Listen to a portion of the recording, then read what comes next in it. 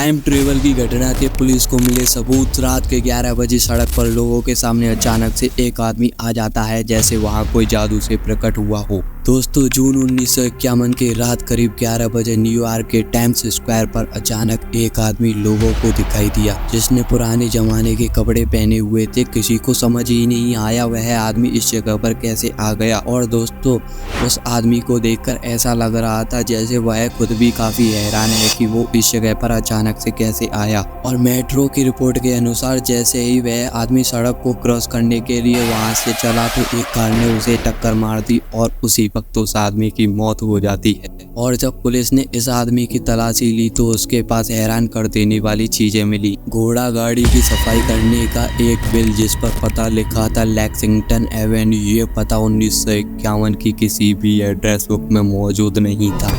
साथ ही उसके पास कुछ सिक्के और उसका एक बिजनेस कार्ड मिला, जिसके ऊपर नाम लिखा था डॉक्टर रुडोल्फ फेंस, और उस पर उसका एड्रेस लिखा हुआ था। और एक लेटर भी मिला जिससे फिलाडेल्फिया भेजा जाना था। इस लेटर पर 1876 की स्टैंप भी लगी हुई। रुडोल्फ फेंस के पास मिली इतनी पुरानी चीजें आज भी नई दिखाई दे रही थी। और इस केस की जांच का जिम्मा कैप्टन हॉवर्ड बी को दे दिया। जब कैप्टन हॉवर्ड बी रुडोल्फ के लेटर वाले पते पर पहुंचे तो वहां पर उन्हें एक ऑफिस मिली। जब वहां के लोगों से उन्होंने रुडोल्फ के बारे में पूछा तो वहाँ के लोग रुडोल्फ नामक किसी भी व्यक्ति को नहीं जानते थे। और जब कैप्टन हॉवर्ड ने उस समय की सभी एड्रेस बुक को चेक किया, लेकिन उन्हें इस नाम के किसी भी व्यक्ति का पता नहीं मिला। कई दिन बीत गए, लेकिन पुलिस स्टेशन में इस आदमी के लापता होने की रिपोर्ट भी नहीं लिखाई। फिर भी कैप्टन हॉवर्ड ने इस जांच को जारी रखा और उन्हें 1939 की एक एड्रेस बुक में रुडोल्फ फेंस नामक व्यक्ति का पता मिला। उस एड्रेस पर पहुंचकर पता चला कि वहां पर कोई और रहता है जिन्होंने रुडोल्फ से यह घर खरीद लिया। और जैसे तैसे पुलिस को रुडोल्फ फेंस की बैंक डिटेल्स के जरिए उसकी जानकारी मिल जाती है, लेकिन अब उसका अकाउंट बंद कर दिया गया था क्योंकि उसकी 5 साल पहले मौत हो चुकी थी।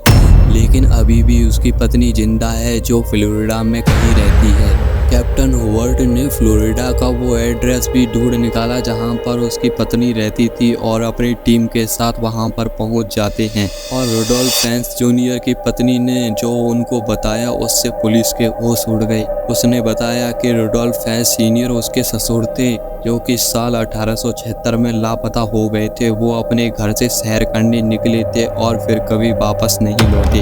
इसके बाद कैप्टन हॉवर्ड ने 1876 के सभी मिसिंग केस को निकाला तो पता चला कि सच में रुडोल्फ फेंस की कंप्लेंट दर्ज करवाई गई थी।